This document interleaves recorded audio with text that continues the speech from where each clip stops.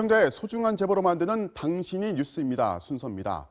지적장애를 가진 한 모자가 16년 동안 과자 공장에서 노예처럼 일한 소식 전해드린 적이 있습니다.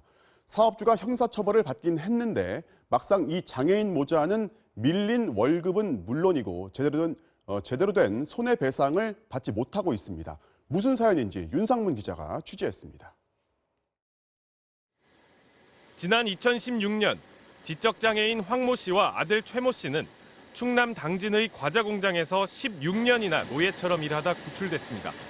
주 6일 하루 10시간씩 일했습니다. 공장주는 징역 2년 형사처벌을 받았고 이들 모자는 그동안 떼인 임금을 돌려받기 위해 소송을 벌이고 있습니다. 더 못 받았죠. 그냥 주기적으로 토요일 날 그냥 머리 그냥 이발만 하시라고 그것만 드리라고 하고 간단한 걸 그렇게 챙겨드리지 않았었죠. 그런데 지난 3월 1심 재판부는 이들의 한 달 평균 임금으로 각각 121만 원씩만 인정했습니다. 건설 현장에서 보통 인부가 받는 월급 202만 원에서 40%를 삭감한 겁니다. 재판부는 장애인들의 경우 전반적인 대처 능력이 미숙하다며 국가배상법에 따른 장애 등급을 그대로 적용했습니다. 황 씨 모자 측은 크게 반발했습니다. 이들이 하던 단순 반복 작업은 지적 장애와 무관한데도 40% 삭감을 일방적으로 적용했다는 겁니다.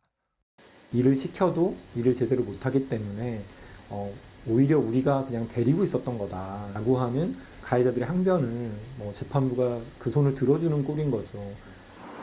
이들의 문제 제기를 받아들인 항소심 재판부는 황 씨 모자의 직업 능력을 전문기관에 맡겨 평가하기로 했습니다.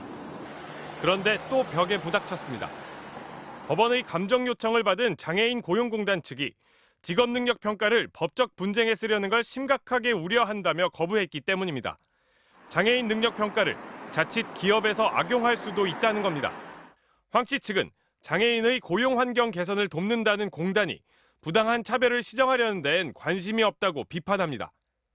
법원을 통해서 그렇게 신청이 들어간 상황에서 그것도 못하겠다라고 하는 거에 대해서 고용공단이 계속 이런 식으로 응해주지 않으면 저희는 이 감정의 기회를 잃어버리고 장애인을 위한다는 기관은 소극적이고 법원은 구체적 기준 없이 배상금을 일단 낮추는 현실. 이들 모자는 억울한 지난 시간을 탓할 뿐입니다. 억울하지요, 억울하지. 억울하죠, 그래도요. 억울하지요. 그걸 받아야 하는데 조금 준다 보니까 억울해. MBC 뉴스 윤상문입니다.